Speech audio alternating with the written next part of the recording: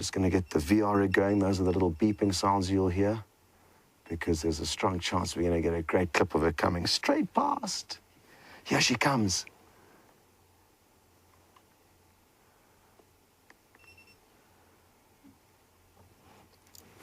Now, everyone, if you look down the riverbed to our left, you'll see a small figure approaching.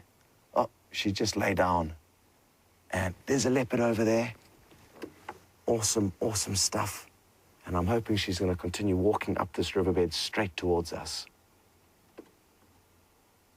She's just taking a few moments to groom herself perfectly in front of Lex, the other guide, who found her, and his guests. So they're going to be at least enjoying some time to take a close look at her. She's been on the move since they found her. And she's probably moved about 3/4 of a mile. Is that a tinge of blood I can see on her neck?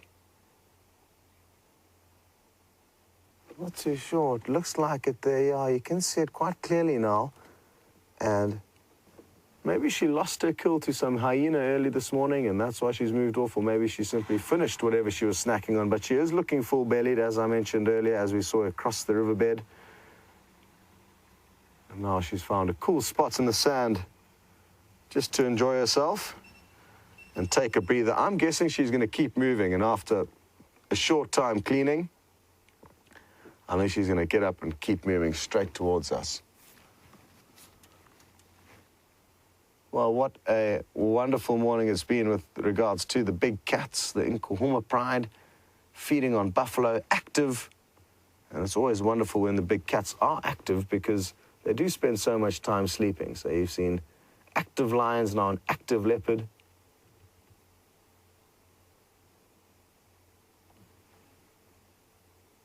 And it's only just the beginning of the safari.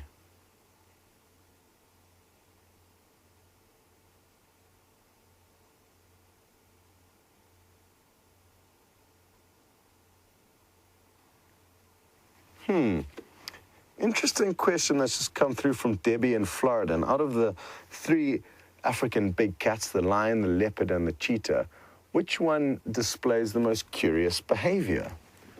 And to be honest, I can't put anyone above another with regards to that question. They are all equally not that interested with us as humans, and I guess that's what you mean, curious with us. And they really don't give us much time of day, the leopards, the lion, and the cheetah. So,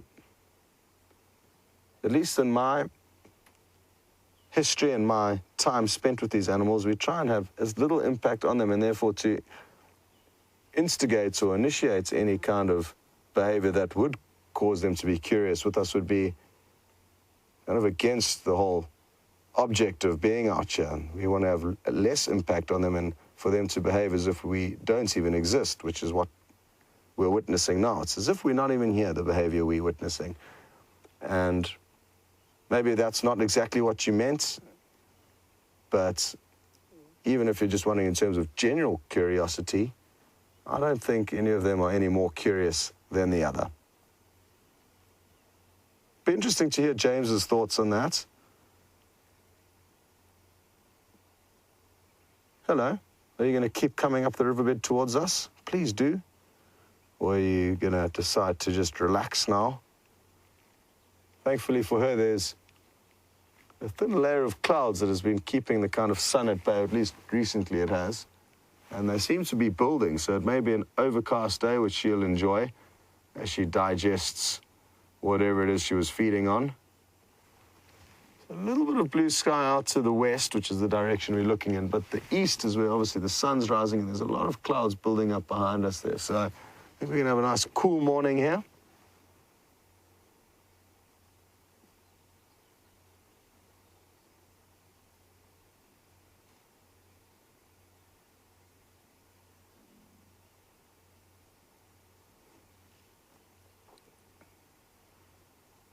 Hello, Elizabeth in Minnesota, and I'm told many others who are all under the happy impression that Karula is pregnant. And I hope you guys are right. There is a strong chance, there is that little extra flap of belly towards the back end of her stomach that we saw wobbling as she walked past us. And I'm not sure whether that's looking pronounced due to the fact that she's got a full belly from feeding on some tasty meats, or if in fact she is pregnant. But what is strange, and it would be strange at least, that as if she is pregnant, she was seen mating just 2 days ago with Tingana. So interesting behavior there. If in fact she is pregnant, the fact that she would be mating that deep into a pregnancy that you guys believe you can see it would be behavior that I have not witnessed before. Obviously it is possible, anything's possible out here, but it is difficult to be certain if one of the big cats are pregnant. It's far easier to tell if a herbivore is pregnant because they give birth to young that are far more developed than the big cats. Oh, here she comes. So I'm going to just narrate for the VR rig again. Forgive me if you think I'm losing my marbles. Here goes.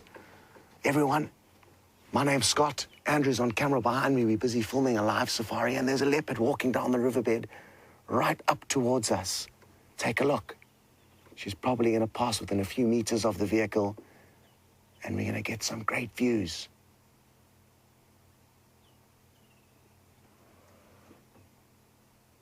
Here she comes. This is so cool.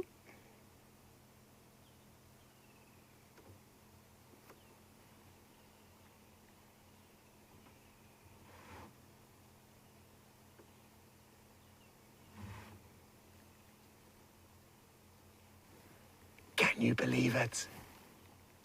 Keep watching. You should be able to see her popping into view again now. Look at this. Absolutely awesome. And that was worth waiting for. That was worth waiting every little second that we did. Not that we had to wait long, but an incredible view of one of the most stealthy cats in Africa moving just meters past our vehicle.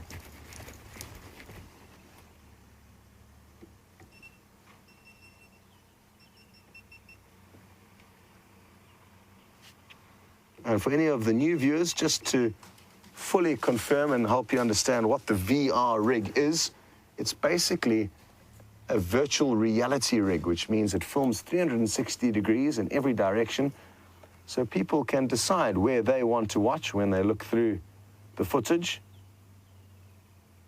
And the hope is that one day we'll be able to provide you with that opportunity on the live safari, so you can look in whichever direction you want to. Just going to get a hold of Lex quickly.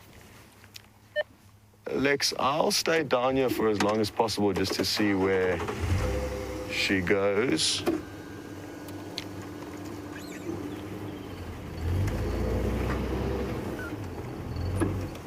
Scott, she's still going along the donkey. Still heading straight upstream. Okay, while we reposition, I think we're going to send you across to James. We're tricky in here, and we may not find.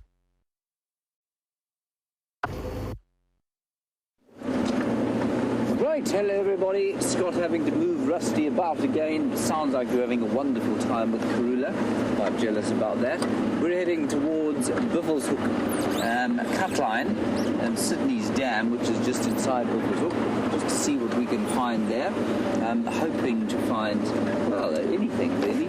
That small herd of elephants that we had last night, the one with the cut-off trunk, and her 3 youngsters, was just around, also in the thick bush, probably heading towards the water for a drink.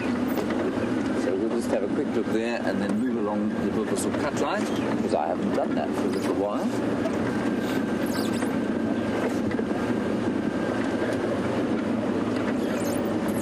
Now, Debbie in Florida, you want to know, or what you asked Scott, and he threw it forward to me, about which big cat, lions, leopards or cheetahs, have the most curious behavior. Now, I don't know if you're asking which of those displays the most curious behavior, so which of them is more curious, or which of them has the most odd behavior, so using the term curious as a sort of synonym for odd behavior. I think the animal that is the most curious would be a young male leopard. They are wonderfully curious, and they come and they spend some time if you get anywhere near a young male leopard, there's a crested varvet. If you get anywhere near a young male leopard, they do enjoy spending time around the vehicles, or if you're with them on foot, they can get very close just as they sort of investigate you. And then in terms of the most odd behavior, I'm not really sure. I suppose lions, I guess, because they're incongruously lazy for what are considered the most noble animals out here. They're incongruously lazy, they're incongruously ignoble in the way in which they scavenge so much. And we often think of hyenas and malign them for their scavenging ways. But lions, of course, are, in this area specifically, are incredibly effective scavengers. There was an Egyptian goose flying in the distance there. So I suppose that would be relatively curious behavior or odd behavior. Cheetah, of course, which we don't see very often here, just have some fairly interesting behaviors. And I think it's just mainly because we don't see them very often. I suppose their ability to, the males and their coalitions is quite interesting. Very loose arrangements that they have. So that would be my answer. I hope that kind of gives you vaguely what you were looking for there. And there we've got some magpie shrikes. Beautiful long tails. And such a lovely liquid call.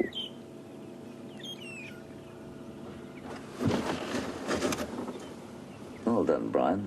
That's phenomenal.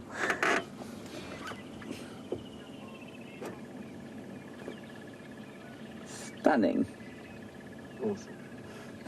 That's so cool.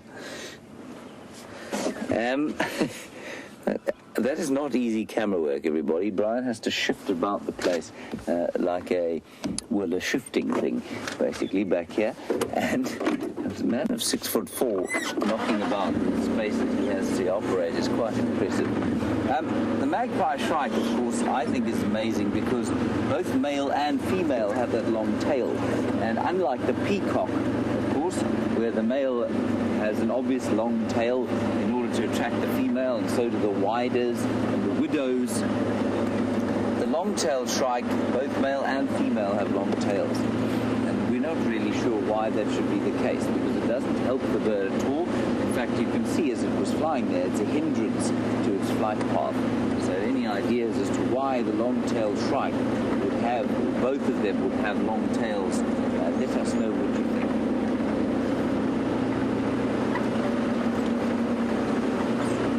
See some canaries flying there, but a bit far away from this lens.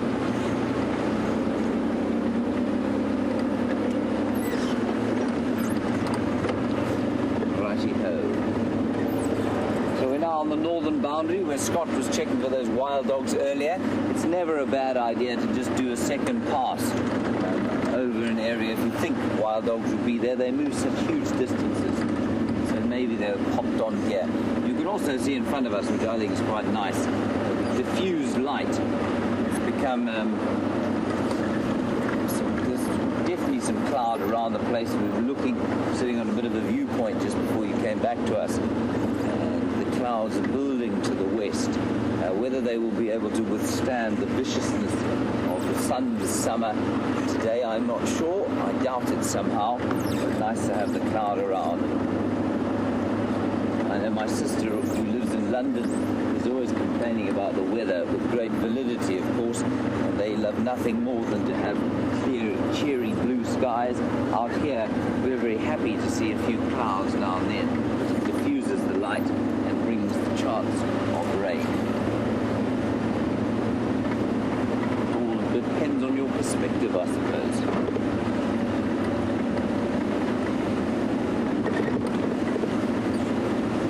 On Twitter, while we're driving along this cut line looking for wildlife, you want to know what I did on my leave other than call my sister names.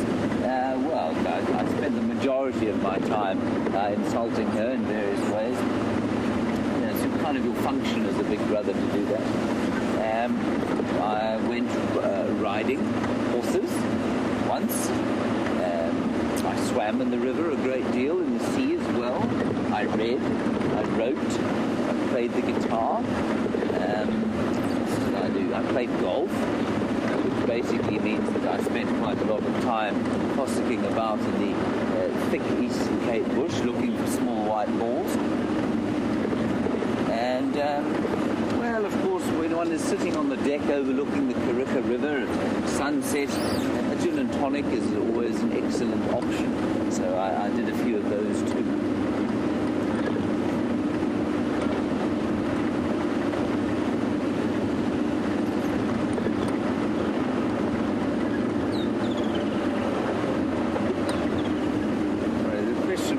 Ranger about, I didn't quite catch, I'm going to ask Jerry to give it to me again.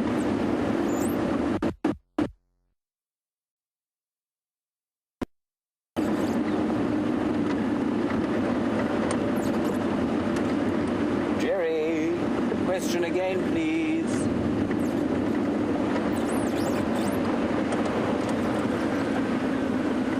Oh, the gigs. So at the beginning of my leave, of course, I had a few gigs to play, and X-Ranger wants to know how those went. They went well. I did quite a lot of practice beforehand, and it is amazing how effective that does become at making a better performer, but they were great fun. It was very nice to perform again. The guitar, so that was great. Thank you for asking.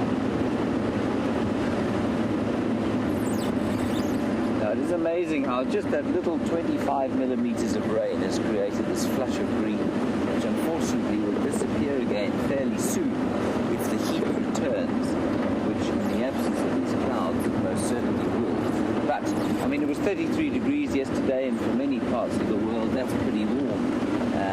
95 degrees Fahrenheit, but actually for here, very pleasant and very manageable to deal with. 40 and 45 we had just before I went on leave, not nearly so manageable. Someone has dropped a bottle of water here. They should of course be beaten senseless.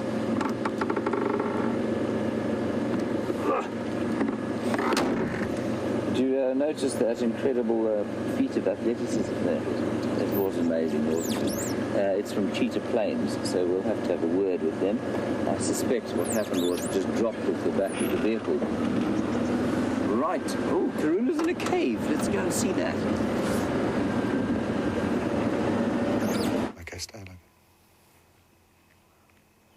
Wow, this is dangerous territory for me, but I'm going to go ahead and say it. I've got a feeling that this little cave that Karula is lying up in the banks of this riverbed, could well be a den site. And she may not necessarily be pregnant, therefore she may have given birth to tiny little cubs. Now, they could be so small that she won't even bring them out and allow us to see them, or maybe we just won't get a glimpse of them, or maybe they're not even here. Maybe this is not a den. But I find it a very, very peculiar spot for a leopardess to be lying. And eventually, our luck may have changed. This could be a moment so many of us have all been waiting for. We've spent so much time in this area without the view of any cubs. I wish I could see deeper in there, but we can't reposition. We are lucky just to be where we are in this riverbed. It's incredibly thick around us.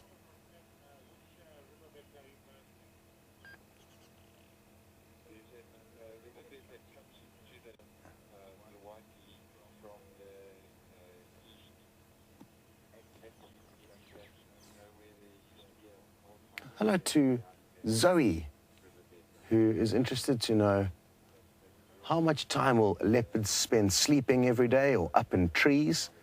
And Zoe, leopards will typically only go up into trees when there's a good reason to do that. It's more comfortable on the ground. So reasons for them going up into the trees will be if there's a hyena on the ground below, or any other predators like lion or threats to them, or if it's incredibly hot. It'll be often cooler up in the branches of a marula tree. That's the most comfortable tree in this area. And they'll spend anywhere between 16 and 20 hours every day asleep. So we've been very lucky to see her on the move. The cats do like to spend a lot of time sleeping, Zoe.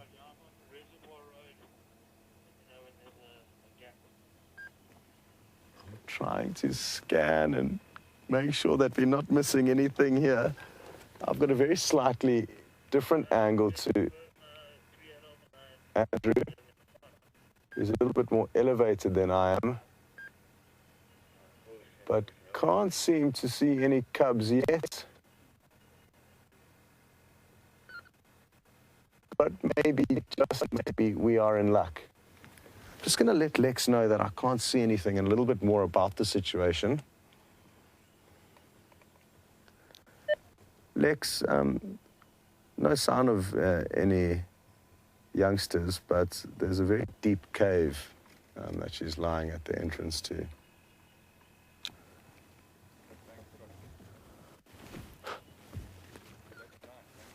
Yeah. Exciting prospects, and I'm sure Lex and his guests are all hoping and crossing fingers just as much as we are all for a little cub to poke its head out. Andrew's leaning from side to side, trying to get a different angle. But as you can see, there's a tangle of roots and branches causing it to be difficult for us to see, and also further emphasizing that it's a good spot for a den. It's very difficult for animals to get in there, a well-hidden spot to raise some cubs. And in terms of den sites that leopards would typically use for cubs, a situation like this, a overhang in a riverbed, in and amongst the tangle of roots, is not uncommon, even inside a burrow within a termitarium, just like hyenas will do. In a rocky outcrop, that's often a favorite spot for leopards, in crevices between rocks. And that's typically where I've actually seen them give birth in the Sabi Sands in my history. But here on Djuma, we don't have any rocky outcrops, whereas where I've worked before there, leopards have had that luxury. But nowhere is entirely safe, and a huge amount of lux comes to play when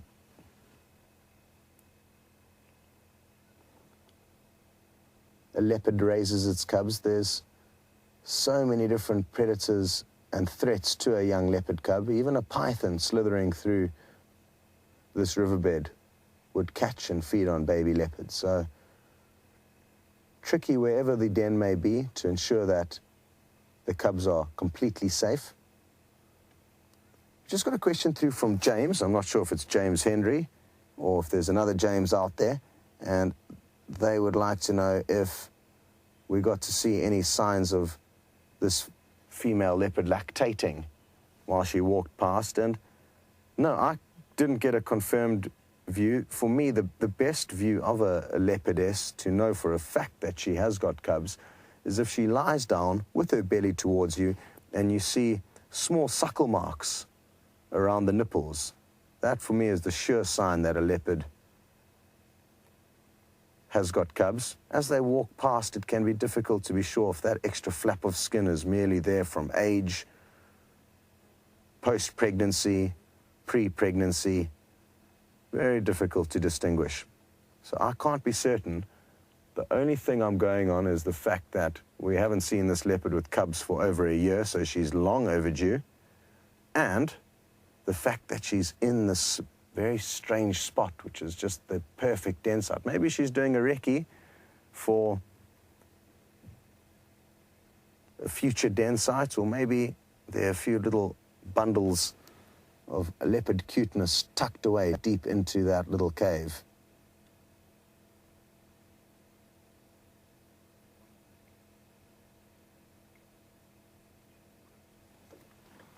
Hello, Jeffrey in Texas, and you would like to know if this is a prior den site of this leopardess. It's a good question, Jeffrey, because it wouldn't be uncommon for leopards to use spots that are familiar to them, that they have used in the past.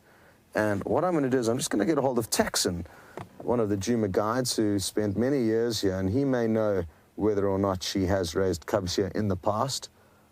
I sadly do not know that much about her history. Give me a second.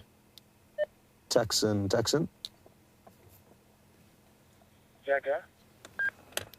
Tax, just wondering, has Karula used that riverbed between Inyala Road and Bataleur for den sites in the past?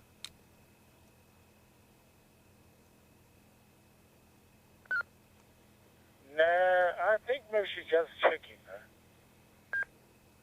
Okay, copy. So she hasn't used anything along this riverbed before? No, negative, except the one that is close to Quarry Pen. Okay, copy that, thank you. So she has used the kind of riverbed, the main riverbed, the Mulwati riverbed, closer towards where we found her,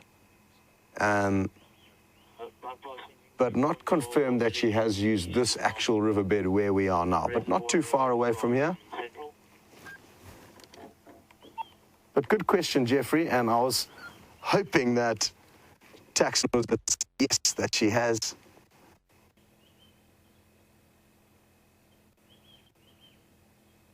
Hello to Heidi, who's also just sent through a wonderful comments about her history with SafariLIVE, and she's been following since 2010 and has never ever seen Karula in a cave-like den scenario like this. Exciting stuff, Heidi, and thanks for letting us know about that. It's myself and Ifan, but I'm making my way out now. It may also explain, now I'm really dissecting the last few days' events in order to kind of align with the happy thoughts of her having cubs. But the fact that that duiker kill is still in the tree on Buffalo's Hook cut line makes me wonder. And as we looked at that duiker kill earlier this morning, I said to you, I find it phenomenal that she could hear Tingana and Tundi mating from the distance where she was with that kill. Whereas if she had have come here to this little den site in order to nurse her cubs, that she would have needed to do, probably every 12 hours to 24 hours, she will need to feed a very newborn cub. And maybe it was the fact that she came here to nurse the cubs that got her close enough to Tingana and Tundi to hear their mating, and that is why she may have chased Tundi further south from our southern boundary yesterday morning. And maybe that's also why she hasn't had time to go back to that kill and feed on it, because she's been tending to little cubs. So maybe I'm wrong. Maybe she got lucky and made another kill last night. But it's all these kind of strange happenings that are leaning towards me thinking that there's something fishy here. There's something that we are not certain of, and the fact that she's here could well mean and could explain these kind of strange behaviors that we've been noticing.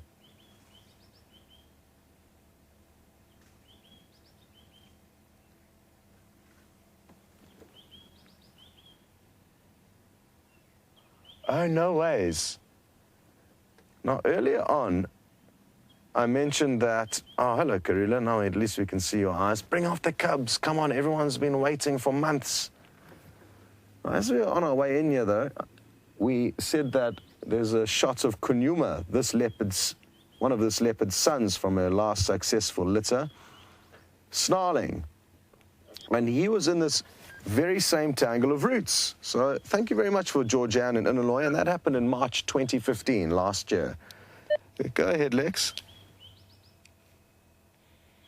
Scott, we're going to move out. I just wanted to ask you, is there access way in for us, either from downstream, or I think from downstream or upstream? From upstream, I think would be best, and possibly off Inyala Road, or possibly off Inyala Road might be a little bit easier. Okay, copy, Scott. Thanks, man. We're going to move on. I think Tex and Ephraim want to come in there. If you can chat to them. Thanks, Scott. Great sighting. Wonderful. Thank you. Copy that. Thank you for finding her. So, just a little bit of radio formalities with Lex. It's important that we just keep in comms with everyone and keep everyone updated. And I'm just going to chat with Ephraim and Taxon quickly, who are interested in coming here. Tax or Ephraim, I'm not sure if you guys remember when Kunyuma had a bumper down in this riverbed a while back, and access was off in Yala Road, close to the kind of rubbing post there.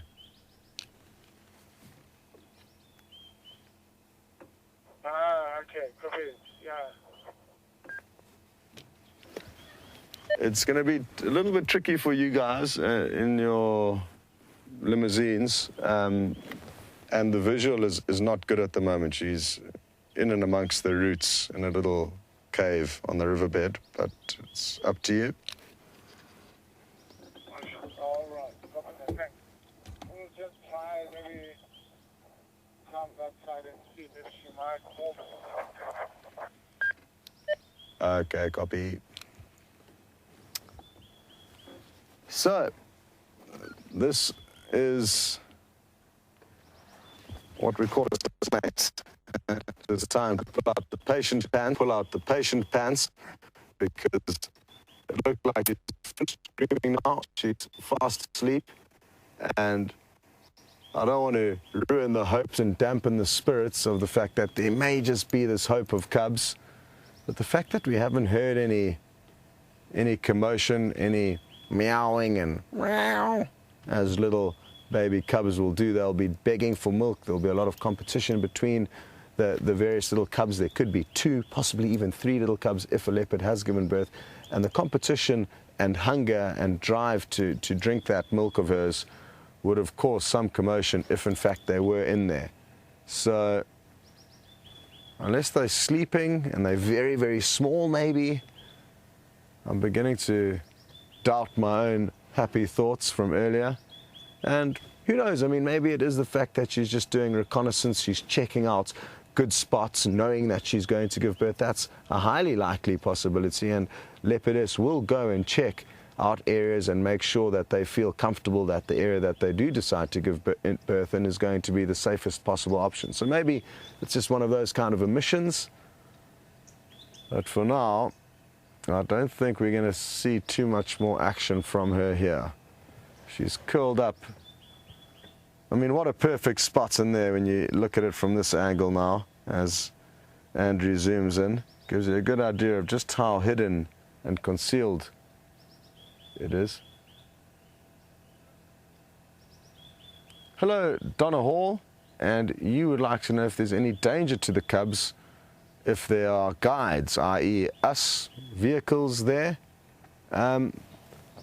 Not that I can think of. I don't think any guide would want to harm a leopard cub, therefore I don't know where the harm would come from, but we would be very sensitive. That is where a risk could come in, is if you jammed 3 vehicles in you and everyone was driving around simultaneously, it may prevent Karula hearing a hyena approach. And then yes, I mean, if the guides are not aware of their surroundings and negligent to the situation at hand, it could prove negative, but that's highly unlikely. And if anything, it's important that guides do spend time with leopards and their cubs from a young age. Yes, of course, being very sensitive, but it's important that the cubs get used to the vehicles, because if the cubs are not habituated and made used to the vehicles, then these animals will act like they do in most parts of Africa. They will act very shy and secretive, and it's important to understand that. You can view big cats like lion and cheetah in almost all national parks or reserves throughout Africa, and all these same reserves and parks will hold leopard. Maybe not as many leopard as we see here in the Sabi Sands, but there will be leopard just about everywhere in Africa. They're probably more widespread and occur more outside of national parks and reserves than any other big cats. And the reason for that is that they can be incredibly shy, elusive, and secretive. So to view leopards like we view them here is a luxury, and it's a luxury that's come with a lot of hard work and a lot of time invested with them. So if anything, I don't think we're going to cause any harm to it, so don't worry. If we were, of course, there probably wouldn't be any leopard left in the Sabi Sands, because there are plenty of vehicles driving around you, plenty of vehicles keeping tabs of the leopard and their cubs. And like I say, if it was not a sustainable solution, 60 years down the line, having been taking photographic safari destinations in this reserve, I don't think the leopard would be as numerous and or as relaxed with us if we were of any threat to them or their cubs. Good, we're not going to go anywhere just yet. I'm happy to stay here and in the hope that maybe we'll be surprised, but you guys are going to go for a change of scenery with James. Hello everybody, wonderful sight you've had there of Karula, and I just wonder what is going on in that little cave. I believe she was mating the other day, which I find amazing if she does in fact have cubs. Well, there was reports of her mating. I don't think anybody actually saw it. Anyway, we're here with a breeding herd of buffalo, not too many of them, small breeding herd. They're on a reserve called Torchwood, which is just to the east of where we're allowed to go. So we're sitting here rather hoping they'll come across. But there is a dam closer to the south, or to the south of us, and I'm pretty sure that's where they're heading. They seem to be heading down towards the water there at Torchwood Dam. So I think that's possibly what's going on there. In front of us, the great Lex Hess and a number of his guests. There we go.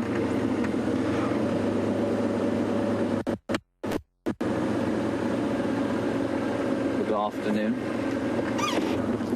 Good day, James. How are you? All right. Happy New Year to you. Yeah, you Yes. too. Hello, everybody. Have you had a good morning? Very nice. Good. Yeah, interesting with that. Yes, Karula hand. I believe so, yeah. But wasn't she, I believe she was mating the other day. Yes. Yeah. Okay. So Yeah. she's just quite check, the same. scoping the joint. Yeah.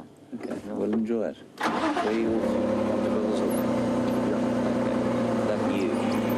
Okay. Bye-bye. See you later. Yeah, they do seem to be coming a little bit closer now. So that's Lex, everybody. And Lex has been a guide around these parts for, I think, the best part of 30 years, actually.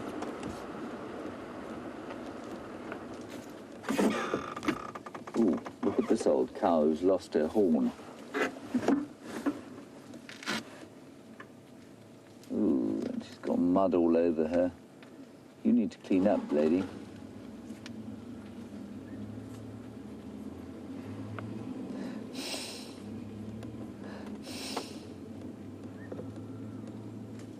She's got a very wizened look about her face. It says, I've seen it all. You can't tell me anything I don't know.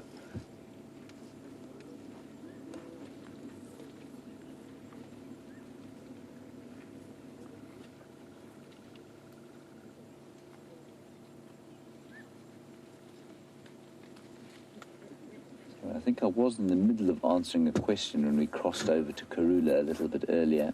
I have since forgotten what that question was. This is, of course, the onset of age. Ah, yes. Ryan, you wanted to know how big an elephant's eyeball is. I'd say an elephant's eyeball is the size of a, well, it's sort of larger than a golf ball, but smaller than a tennis ball. So that's sort of somewhere in between the two.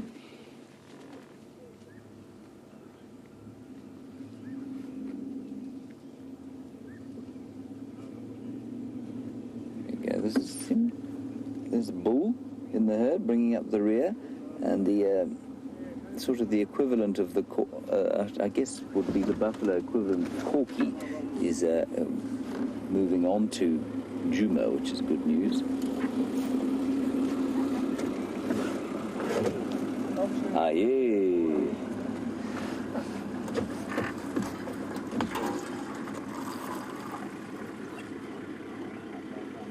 Hello, Safari on Twitter. Very nice question you're asking. Oh, there go the buffalo. They didn't like the cut of Tex's jib. He's just driving past there. Safari, you will not want to know where the word safari comes from. I think Scott is actually better qualified to answer that question, given that he's worked in East Africa. It's a Swahili name as far as I understand it, and Scott's told me that it means journey. And it's come to mean, of course, a sort of trip around in a Land Rover looking at wildlife, or on foot. You can go on a sort of foot safari to look at wildlife. That's sort of what it means now. But I believe that the actual meaning is a Swahili word for journey. And Swahili is a word spoken in East Africa. It's a kind of dialect that's made up of a number of different languages. There's some Arabic influence, there's some Bantu influence. I think there's probably some Nilotic influence in it as well.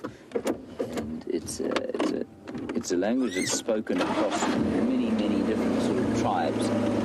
So I know all the tribes in Kenya speak it, a lot of them in Tanzania, some of them in Rwanda and Burundi, and even the eastern Congo will speak Swahili. So a small herd of buffalo, and possibly the same herd that I was seeing before we went on leave, probably about 100 animals, if that. There they are. They didn't like text very much. And here's this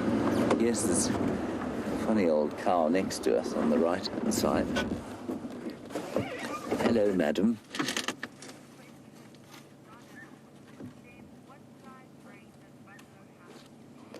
Now we were chatting about brain sizes the other day, and we were asking about concussion and would those nyala concuss themselves, and I said, well, their brains are probably the size of a sort of a plum and encased in a very large skull.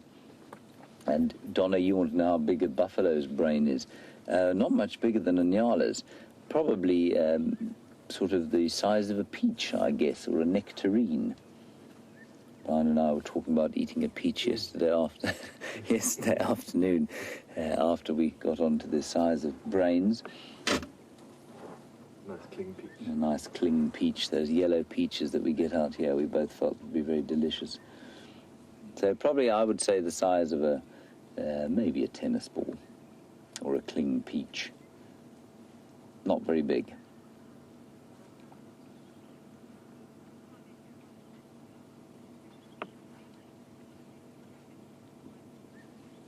And Linda, on Twitter, you're absolutely right. You say you reckon she could still do some damage with that one horn.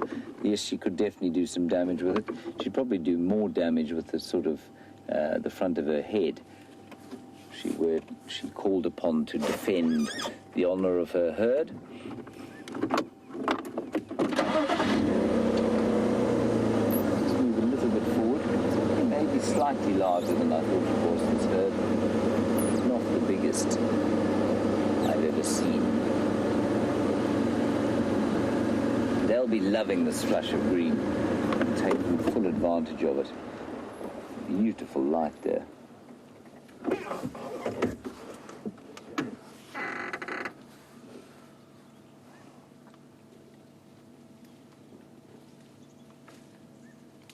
If you listen carefully, you can just hear them sort of strolling through the woodland.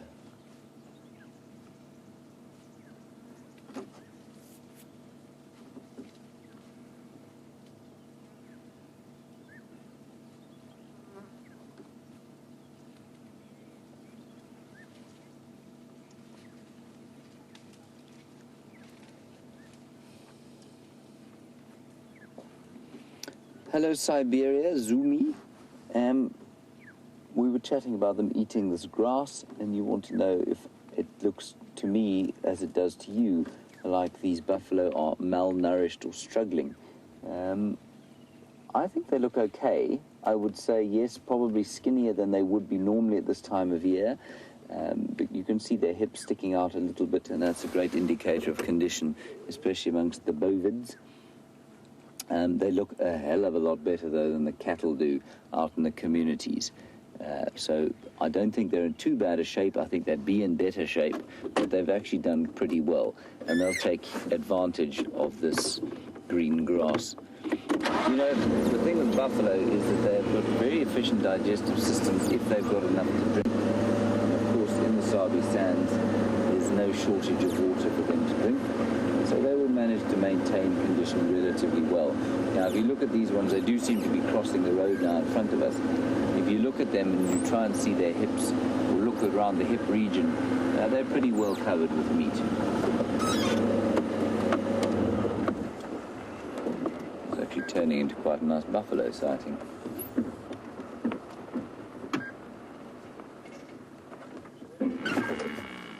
Yes.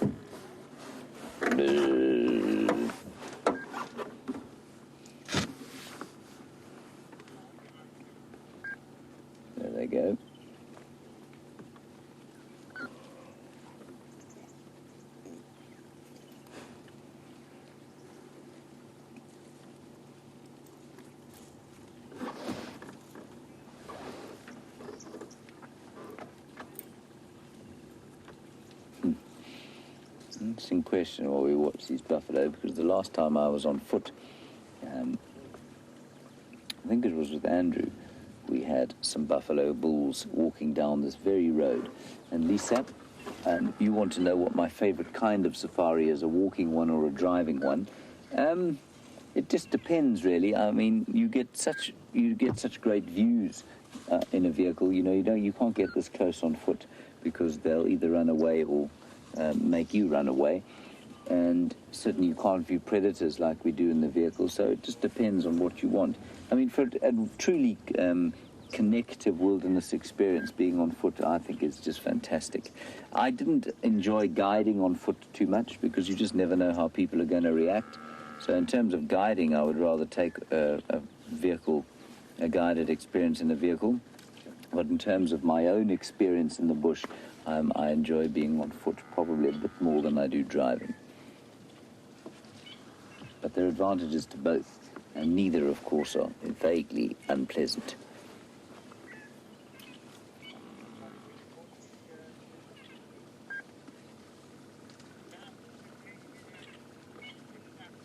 Well, they're coming on to Juma. I'm not sure what they're going to do here. I suppose there's lots of nice grazing along this cut line, so they're probably coming for the food.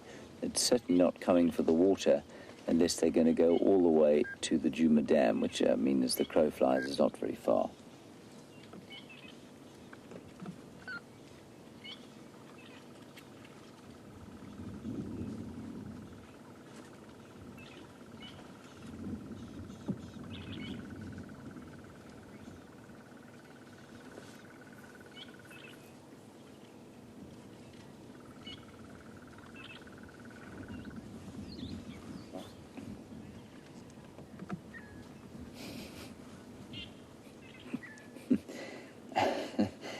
Judy, you want to know about smuggling, the art of smuggling.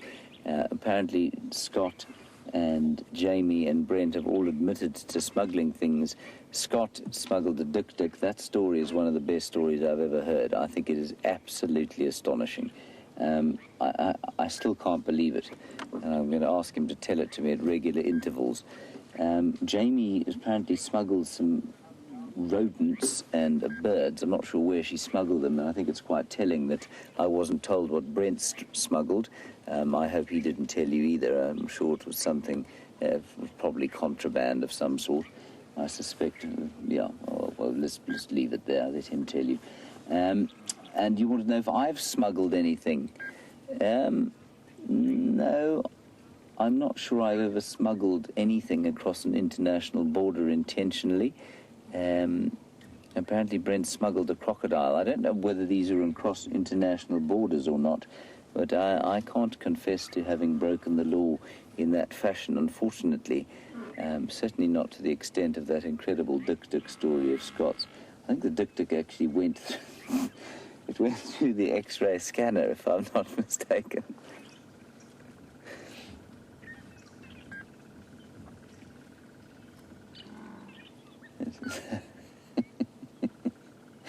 I'm just trying to picture the face of the Kenyan or Tanzanian official when it's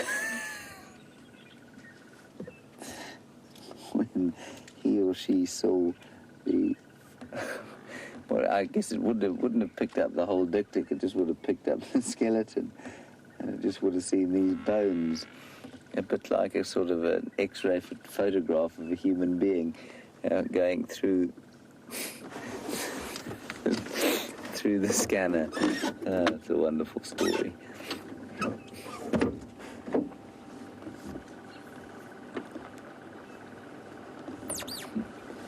I think as kids we all tried to take our pets on holiday when we weren't supposed to. I think my parents were just a little bit wily.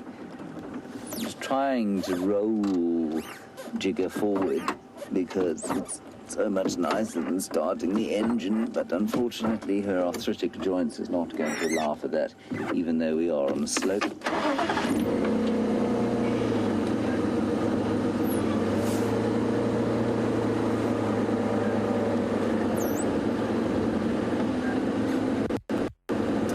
Felicity, you're on YouTube and you wanted to know about sleeping out here, and do buffalo sleep standing up? No, I suspect they can doze standing up, but they do lie down. They lie down to chew the cud and have a snooze, and they will often sleep at night, especially on cold winter nights.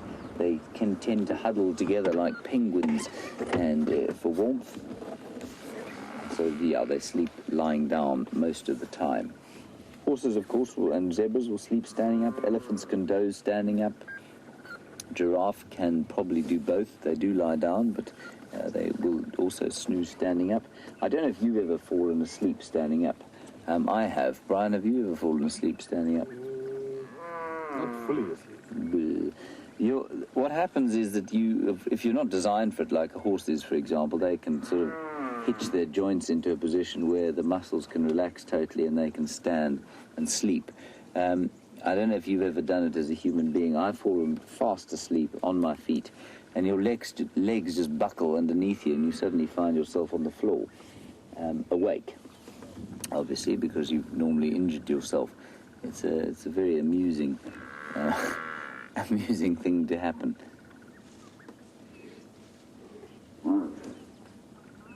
Very noisy herd of buffalo, this.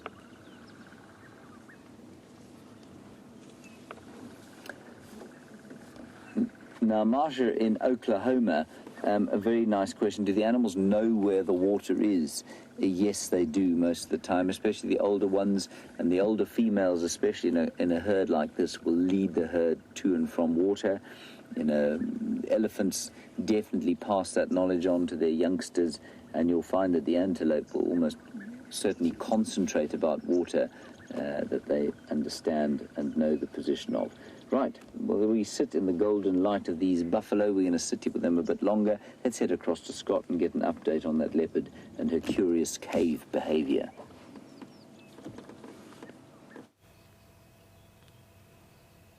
Welcome back to the possible Karula den. No babies yet, though. And Andrew and I have been dissecting the whole sequence of events, and we're both under the impression that she is pregnant and labor is imminent. So she is going to be giving birth, we think, within the next day, 2 days, 3 days. And the reason why is that she's hanging out in this perfect potential den site, which there's no reason for her to be doing other than the fact that she's kind of preparing herself for using this area. There's a very thick tangle of roots, deep caves, a perfect possible den. And the reason why we don't think that she already has cubs is that if she did, there would be a lot of crying and fighting amongst themselves, all the little siblings trying to get to milk. They would have been thirsty after Mom being away for a couple of hours. Who knows how long she would have been away for if there were in fact little cubs here. But we would have seen some kind of action, even if they were tiny, and within a day or so of being born, so less likely to be active on their own. Even then, I'm sure that she would have had to pick them up and place them onto her belly where they would be suckling. And the fact that we haven't seen that, and that all she was doing was grooming herself since she arrived, means that, like I say, I think she could well use this as a den site, and let's just hope that the speculations are correct.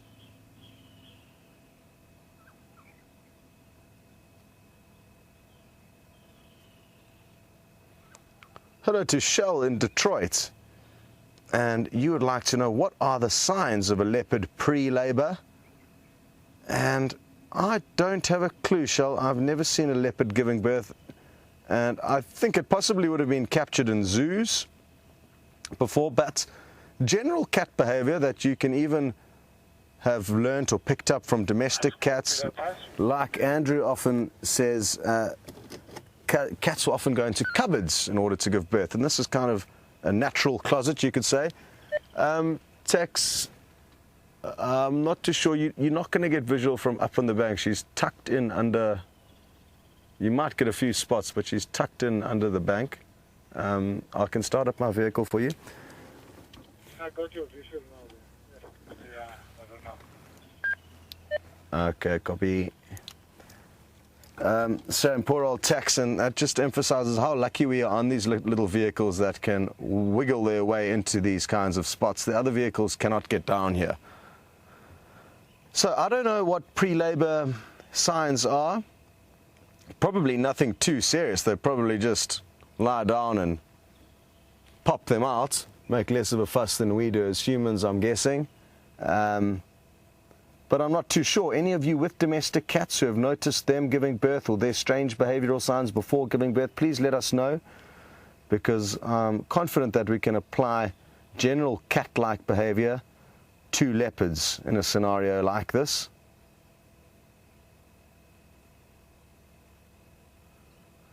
What we're going to do is we're going to head off though, maybe give her some alone time in this little secretive spot of hers, and come back before the end of the drive. So come back and spend the last 20 minutes or so here with her. But I don't think we're going to get too much action here now. And I also do just want to give her some space. If this is in fact her den or a possible den, I don't want to overcrowd the area or make her feel like it's too busy. That way she may decide to use another possible den site if all the speculations and theories that I've come up with this morning are correct. I could be wrong with everything. This could be absolute coincidence that she's lying here, but I find it hard to believe that all of what's been going on, all the discussions we've had, the kill that she's abandoned, the fact that she found Tingana and Tundi nearby to here, the fact that she's sleeping in this tangle of roots, a perfect possible den, all makes me feel that we have got very, very exciting prospects just around the corner. Andrew's also mentioned that it looks like she's been doing some housekeeping. All these brown leaves almost seem swept out of this little cave. She could have even excavated a little bit just to make sure none of this rubble is in the way there. Good. Well, we, like I said, make our way out and come back in about half an hour or so to check up on the Queen of Djuma. Back to James. Right, we've got right into the middle of this little herd of buffalo here, probably actually a few more than 100, maybe 120, and we were just chatting about them sleeping. There are two, well, they're not quite asleep yet, but that cud chewing, I think, is a precursor. You can see the cow is chewing her cud. The little calf is much too young to have cud at the moment, but that cud chewing is often a precursor to a bit of a snooze. And on warm nights like we had last night, they'll move around and graze. There's another one going down to snooze now, and then after they've had their grazing, they'll lie down and start to chew the cud. They've been very vocal. They've been making sort of wow, wow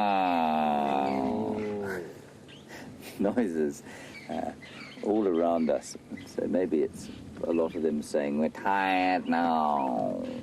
I want to sleep." Just like a herd of cows.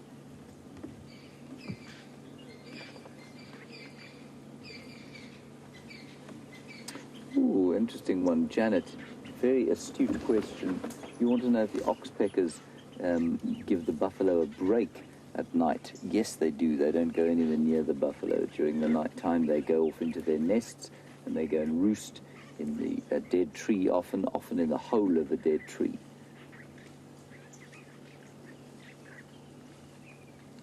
And so there's no oxpecker activity at night. That's why you'll often see in the morning, you'll find oxpeckers just at dawn. You'll find them sort of flying overhead, going to land on some, find something to sit on, and denude of ticks. Now, vehicles just come up behind us. They're often just a little bit nervous of moving cars, and so they don't seem to be about to lie down anymore, although 2 or 3 more have taken to the ground.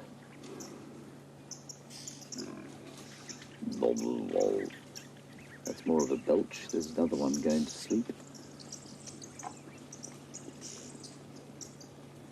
A bit of a scratch there.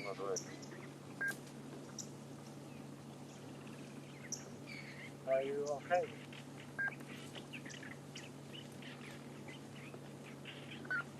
I think it's probably worth sitting here for a little bit longer, just to see if the whole herd doesn't relax and go to sleep, which will be wonderful.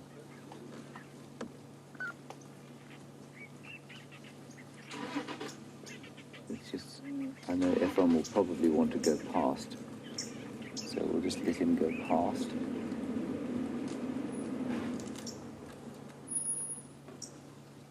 Ah, here. Look, Bamba. You want to go past, go for it.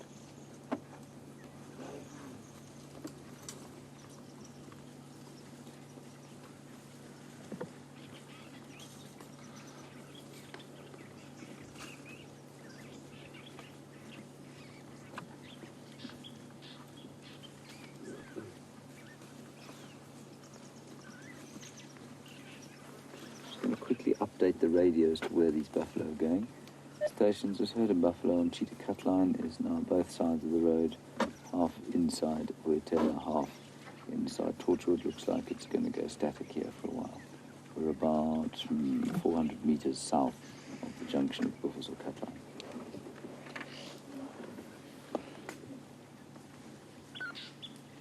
Everybody's getting very relaxed around here. We don't often spend a huge amount of time around buffalo, you know. People tend to think of them as a bit bovine and a bit cattle-like, and therefore not necessarily worthy of our attentions. But I think they're rather fun.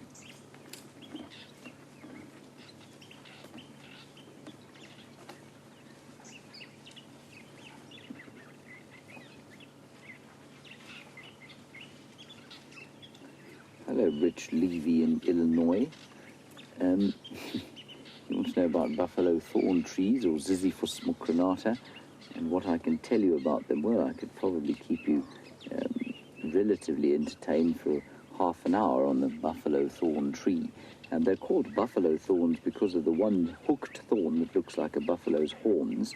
I can think of better candidates for the name, but that's why they get their name. They've got two thorns, one hooked frontwards and one hooked backwards. And I think, for this time of the morning, the most interesting thing to tell you about them is that the seeds can be ground up and used as a coffee substitute. I've come close to having to do that, but not yet. We got pretty close to running out of coffee once just before the Christmas break.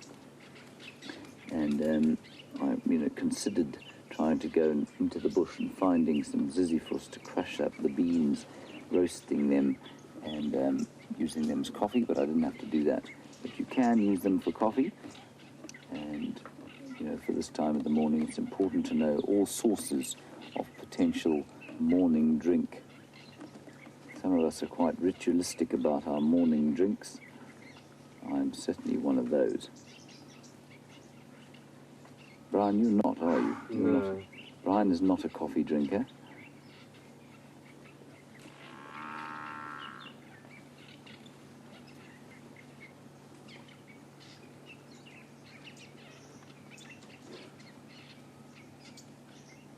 Now, Gail in Calgary, you want to know about malarial prophylaxis. You're coming out, which I think is wonderful.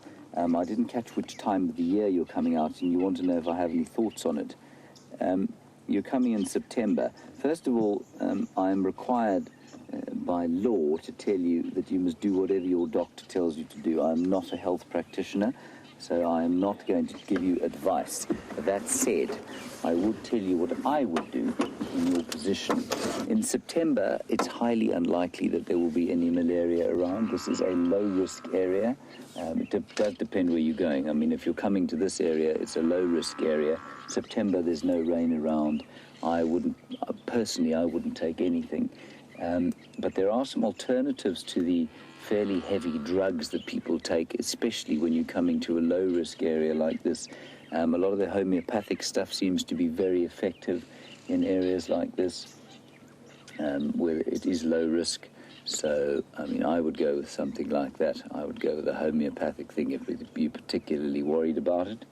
Otherwise, just don't go with anything. Yeah, this is what I would do. I'm not telling you you should do it. And then I would just watch out for any symptoms of malaria, any kind of flu symptoms at all.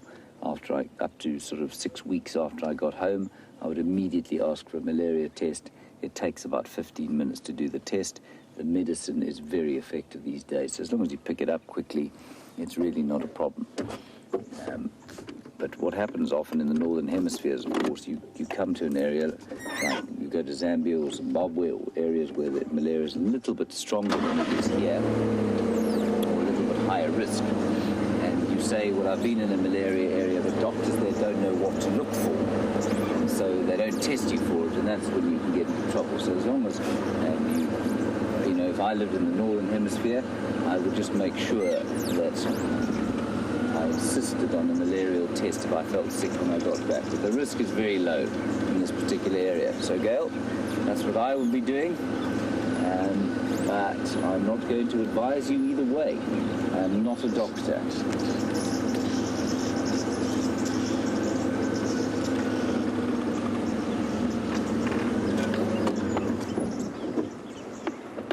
This chap here.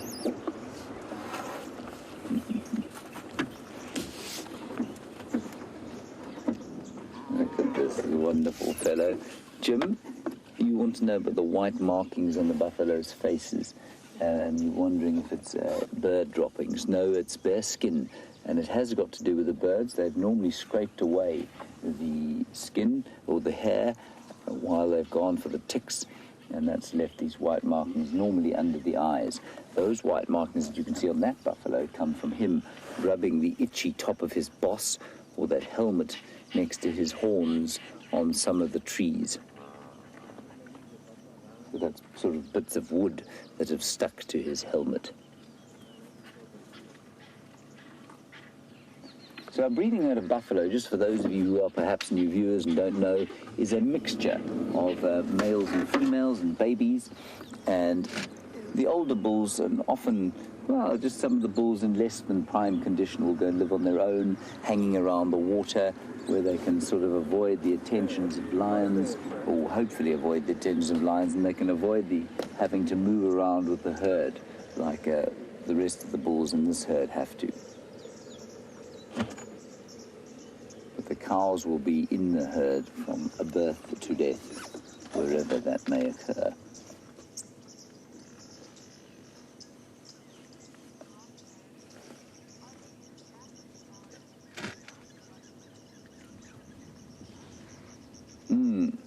And, of course, one of the most species diverse orders of mammals that we get out here are the Chiroptera, or the bats.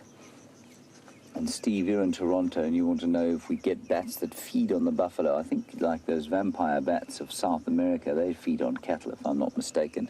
No, we don't have any bats that feed on the buffalo or any of the mammals here at all. In fact, the bats here are either frugivorous, so we get the Wahlberg's epauletted fruit bat, which eats fruit, obviously, and then the rest of them, the Vesper bats and the free-tailed bats, tend to be insectivorous, so they eat insects, flying around and catching insects with echolocation. None of them tend to bite any of the mammals out here. Bryan, you haven't met any vampires that have been infected by bats around here, have you? Not lately, no. Not lately, yeah. They're normally infected by the vampires here. Yeah.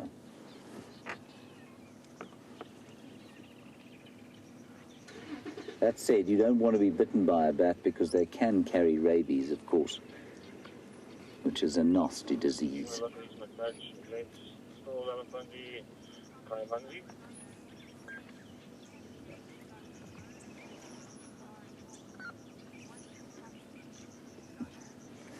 Hello, Donna. Did I hear that Jamie got a roller feather on her walk the other day, and she apparently wants my coffee?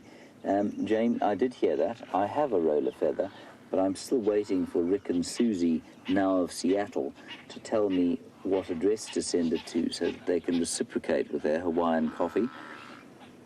And Jamie I might give her a cup, but if she threatens to try and take the whole lot again, she'll be lucky to get so much as half a bean.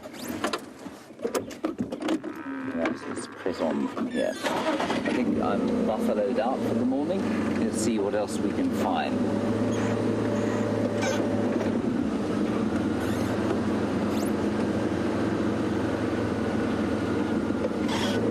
Some of them are now a little bit nervous to cross the road. There's a great stampede going on. In fact, they're two having a bit of a fight there. Yeah, I suppose it is too, but I don't know how I will get out. Don't worry, I can bring you some food from the lodge for breakfast. Get comfortable. There's some fairly odd behavior going on. The rest of the herd seems to be sort of congregating. Getting on.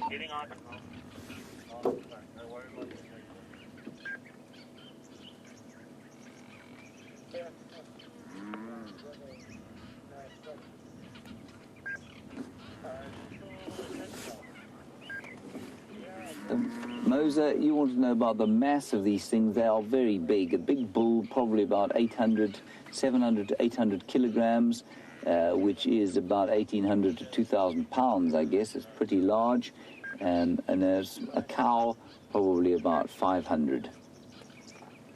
So what would that be? 1,100 pounds. Now they've decided they want to come on to Djuma after all.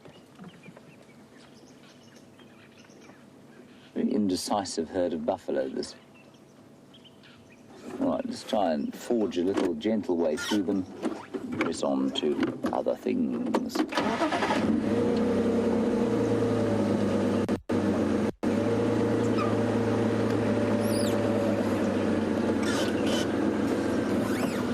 Now, the bovids are, of course, distributed throughout the world. Bison would be quite closely related, I suppose. And then, Barbara, you want to know about the musk oxen in the Arctic. Those incredible, and if you've never seen a picture of a musk ox, go and have a look on Google. They're astonishing things. Barbara, you want to know if they would be related? I think they would be vaguely related, probably part of the same family, but they're common ancestor, they would have split from their common ancestor some time back. Wonderful animals, those musk oxen, unbelievable. All right, let's head across to Scott. I'm not sure if he's still stuck where he was or where Karula is. We'll get an update from him and I'll keep on going down the cut line here.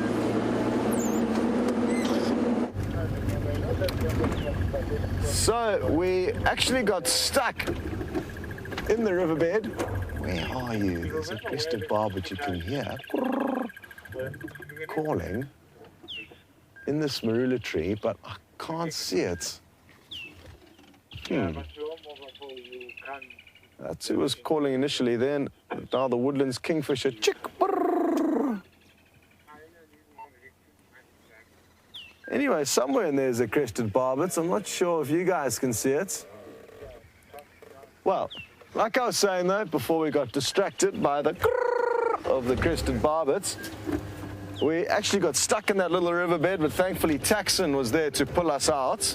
And I think we're probably gonna have to pull him out on the way out. It's a lot easier to get stuck when you're reversing out of a riverbed as opposed to driving forward. Happy that you guys have been seeing a large herd of buffalo with James. It's not common that we actually get large herds of buffalo here. And good to know that there's one around, and also the more time that they spend on our property, the more likely they are to have some lions trailing them. So we always welcome large herds of buffalo.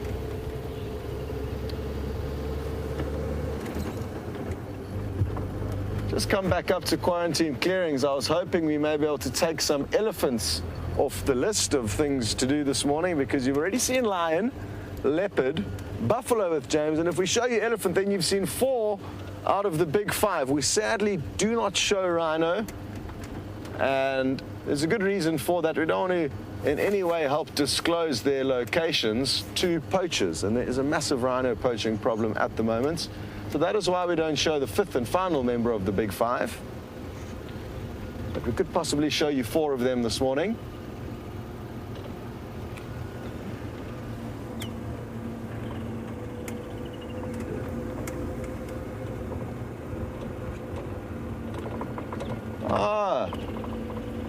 Safari, I'm told you're interested to know where the word safari comes from.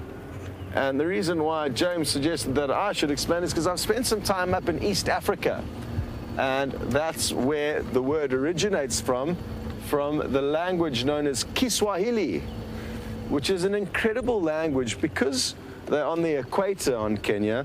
What you find is that there's their language, their main local language, Kiswahili, is a huge melting pot between Bantu, which is a language that we get here in South Africa, and spreads all the way up to the equator. So from the southern tip of Africa, there are Bantu languages all the way up to the equator. And then from the north, you've got Arabic influence, causing Swahili to be a very colorful language. And I think in Arabic, asali means honey, and also in Kiswahili. And what's interesting, that's from the north to the equator. Then from the south to the equator, a Bantu word for nyama, which is used by most of the local tribes here in South Africa, is nyama, which means meat. And that stretches all the way up to Kenya. Even the number 2 is mbili, as is the number 2 in Kiswahili. So safari, though, comes from the word journey. And we've got some monkeys jumping around in the marula tree here that Andrew's going to zoom in on now, as well as some inyalas feeding on the marula berries below, as well as the green shoots. There we go. We don't very often see the vervet monkeys. Sorry, Safari, I'm taking a long time to get the answer to you. But the word safari means journey, and how it's used in context is when you arrive somewhere in Kenya, the local people will say, habari ya safari, meaning, how was your trip? How was your journey? Habari meaning how was. And when you leave somebody's home or you leave somebody, they'll say safari njema, which means safe journey. So essentially a safari is a journey. You can go on an urban safari, you can go on a wilderness safari, you can go on a space safari, you can go on a food safari, a surfing safari, any kind of safari, because all it is a journey.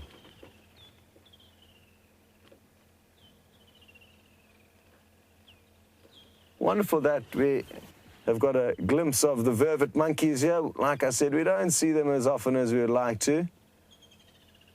And being our cousins, I guess we owe them a little bit of time on camera. Oh, how's that marula treating you for breakfast? Tasty. Very plentiful time and tasty time of year for not only the elephants that I was hoping on finding feeding on these marulas, but also the monkeys.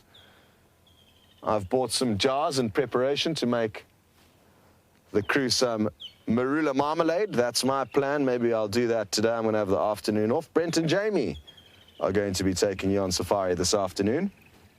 Okay, good. Well, I've come here hoping for elephants. We found monkeys, but I want to start weaving our way back towards Karula because I'd like to show you guys one last look of her and just make sure that she is going to spend the day there and get comfortable there, and that way we can give Jamie and Brent some great news and great prospects for their afternoon safari.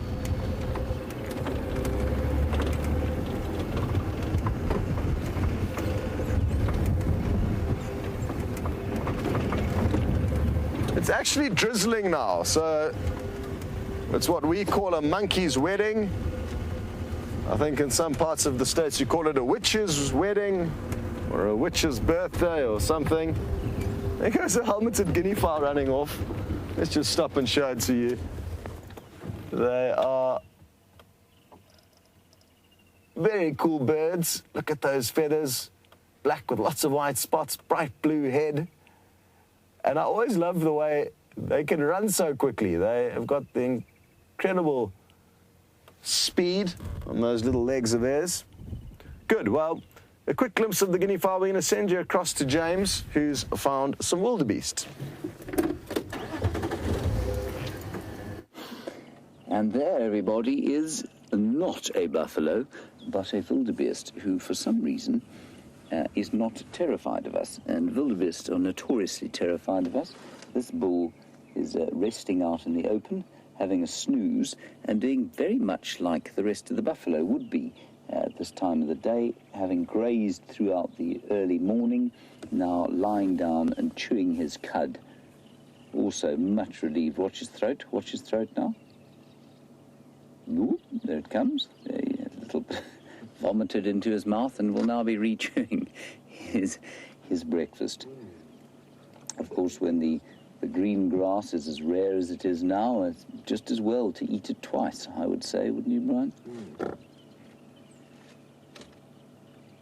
I think they're such fun, these things. And I'm always amazed by the incredible musculature. And if Bryan just goes a little bit to the back of the wildebeest there, you can see the muscle sinew there and the amazing definition of those powerful hindquarters. They're an incredibly designed, incredibly well thought out animal. I think they're just magnificent. Much maligned, of course. Supposedly one of the ugly five, with their beard and their mane, rather Greek nose. I've got a nose rather like that, actually.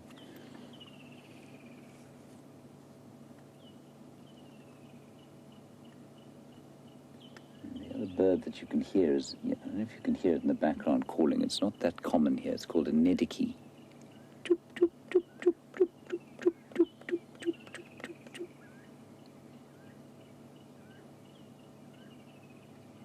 But far less cuckoo noises for this time of the year. Normally we'd be having the Diedrich's cuckoo going crazy, perhaps still the red-chested cuckoo going. None of that anymore. One or two striped or Lavallian's cuckoos still calling, but otherwise on the cuckoo front, very quiet. It's beautiful clouds coming overhead. Bryan, we actually see them moving. Maybe they'll bring us some rain.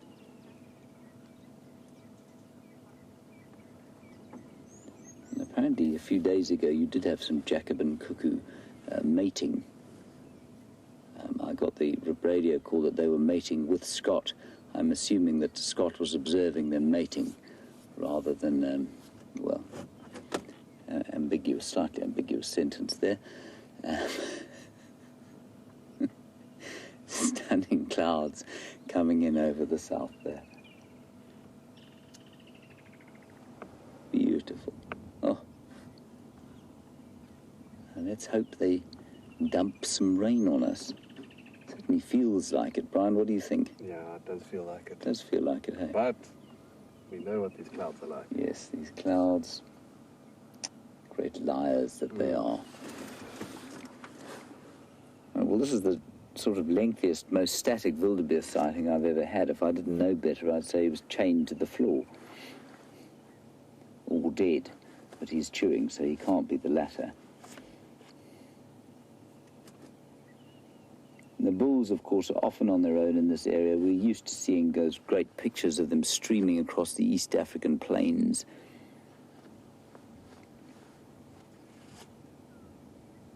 And the bulls here will often be territorial and on their own.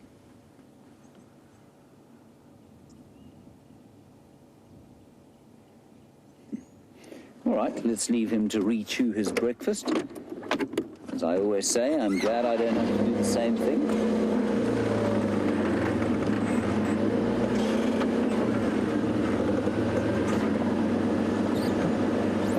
Let's head it back across to Scott. I'm not sure what he's up to. He'll give you an idea. We're going to continue down to the southern end of the cheetah cut line, and we'll keep you updated as we go. See you just now. Copy, thanks. Okay, everyone, so just finishing off a radio conversation there Yeah, just to make sure how with Tax. I don't know if you want to come back He's at the same spot. got a view of Karula for now. She's still in the same spot, and he's just kindly offered to make a space for us when we get back there so we can have another look. Copy, thanks, Tex. I'll let you know when we get there, and that'll be great if we can get another view of her. It's just really tricky in there because it is so thick and tight. We can probably only get one vehicle in at a time. So that's that, but really looking forward to hearing what happens this afternoon.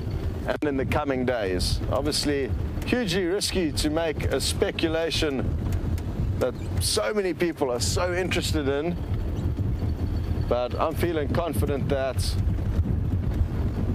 the theories that we've put forward as to why we think she's going to give birth there is quite a good one. The tricky thing, and the reason why I don't have huge knowledge of leopards with their dens, is that usually, I mean, of course, they're going to be secretive with regards to the area that they den their cubs in. And that's why it's not common to actually see a leopard giving birth or to see the cubs in their first few days of life. It's usually once they're a little bit older and she's a little bit more confident with the new additions that you start to see them. So insight into leopards' den size in the wild is very limited.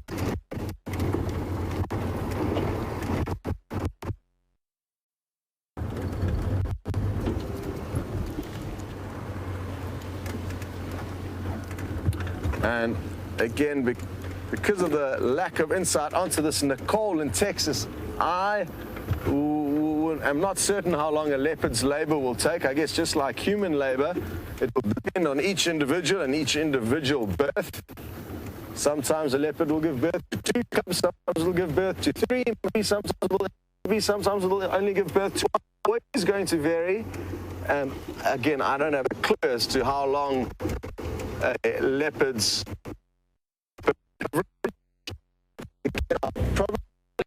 probably to domestic cats, and you probably find it's not too dissimilar from that. Sorry, the signal was a bit shaky there. Hopefully it's better now. What I'm saying is that I don't think it's going to be too dissimilar from domestic cats, and probably the best insights or research that would be done on the topic of their behavior pre-birth, during birth, post-birth, and everything in between would have been gathered by places like zoos, where they can clearly monitor leopards very, very closely in their enclosures and in their dens as they give birth. So I think zoos are going to be the place to find out that kind of information.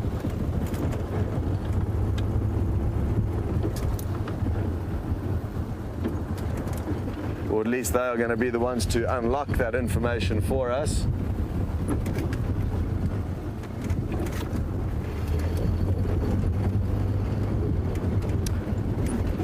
Really loving the weather today. The clouds are continuing to build, and maybe, just maybe, we're going to get lucky and there's going to be some rain.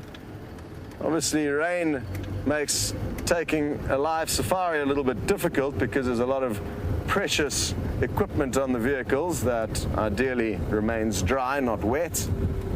But because we are in a drought, any little bit of extra moisture we can get will be very, very welcome by us, even though it may impact temporarily on our safaris. It will be for the greater good of the ecosystem, that is for certain.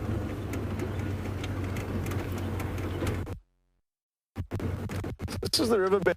This is the riverbed where we saw her cross earlier when we first kind of arrived on the scene, and then she headed up this little riverbed over there.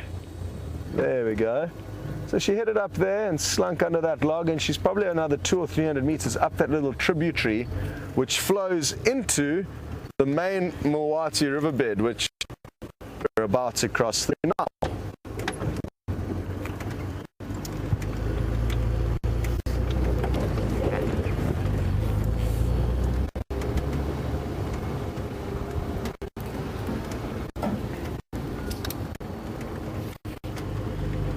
Okay, I'm just going to get a hold of Tax quickly because it's going to be a little bit tricky getting him out of the riverbed before we get in, and I've got a feeling we may have to pull him out just as he pulled us out, which is going to leave us stuck when we need to get out again. We were fortunate that he had just arrived on the scene earlier. Anyway, interesting times lie ahead. Tax just arriving into the area now. Happy to wait though if you want to spend some more time there.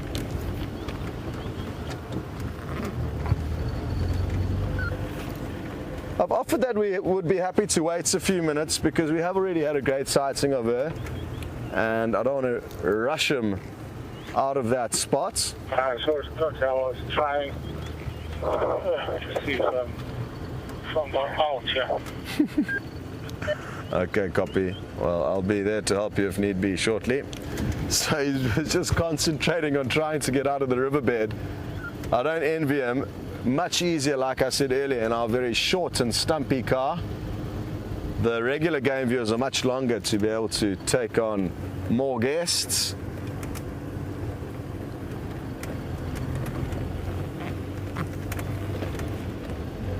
Just want to give you an idea of the scenery and terrain that poor old Texan's having to try and negotiate with. You guys weren't with us when we dropped down into this riverbed. We actually dropped down from the other side. Go ahead, Lex. Yeah, Scott, what's the latest with Karula there? My opinion is that she is sussing the spots out for giving birth, possibly. I don't think she's got any cubs in there at the moment. Okay, copied. Scott? Go ahead, Tex. Definitely need to bring a tractor here. Can't pull. Texan said they need a tractor, so he's not convinced our vehicle's going to be able to pull them out. Okay, copy that, Tex. Well, I'll come down and have a look, and maybe we'll get lucky. Well, the joys of being on safari, and for his guests, it is part of the safari experience to get stuck. Oh no, it looks like he's out. I think he's only joking with me. Oh, well done, Tex. You're only kidding. I'm just joking. Yeah, I'm fine. Thanks. I need to come for some driving lessons with you after drive, I think. Well, he showed me up there in his big long limousine. Yeah, thanks very much, Scott. Thanks very much for finding us. Okay, so you can see it's going to get quite steep. Hold on tight, everyone. Put your coffees down or whatever you may be drinking. Left.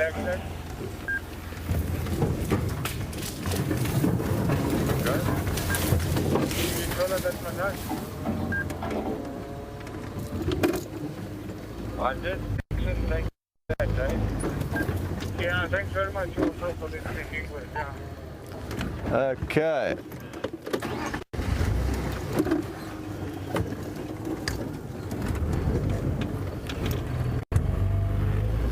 So we're going to be doing quite a bit of squeezing through this thick vegetation, so watch out for thorns as we go through overhanging branches. Yeehaw! That's where we got stuck on our way out earlier. Okay. This is so exciting, the fact that we know what's going on here. We know that such exciting prospects.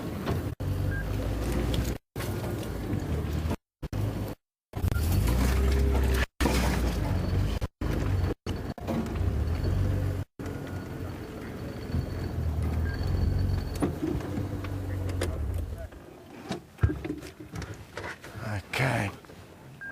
Well, the good news is that she's turned around here, and maybe now we're going to get some better views of her belly. And who knows, maybe we're wrong, and maybe she has already given birth and we'll be able to see the suckle marks, or even better, some little cubs.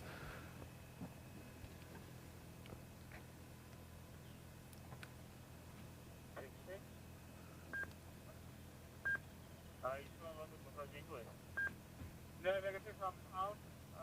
Scott is going back then. He found it at the other side. I don't know. Now, we've discussed the possibility of rain earlier. Look at what an awesome shot this is. It doesn't get much better than this. And as I was saying, the possibility of rain, much needed rain, is around. I'm not convinced at this stage that we're going to get lucky though, but Foxy would like to know that if we were in fact lucky enough to receive a deluge of rain, is this den and cave high enough up the riverbank to not worry about the cubs being flooded? And absolutely, there's not a concern or question of doubt in my mind. It would require torrential rainfall for quite some time for this riverbed to flow, or this river to flow that high up.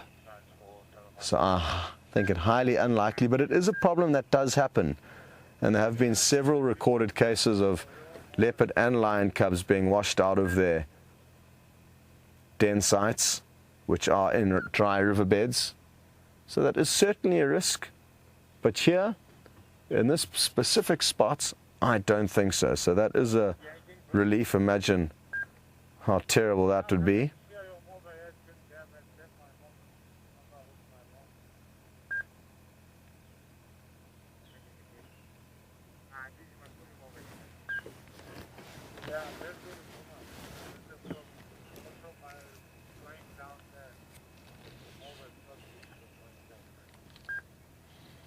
Hello to Safari again, and you would like to know what is the gestation period of a leopard, and it's about 90 to 100 days, so about 3 months. And we have seen Karula doing quite a lot of mating over the last year on different occasions, and I've actually lost track of when last we did see her mating. Some of you may be able to remember when exactly we last saw her mating for a prolonged period, and that may help us work out exactly what's going on here. Oh, a little bit of movement. Maybe I wonder if this isn't going to get us a better shot of her belly. Look at her keeping one eye on us there through the little crack in the roots. Crazy stuff. Stretching her paw out, it looks like, onto one of the limbs of these roots. Now, can we get a glimpse in and amongst that back section of her belly? No, I can't see.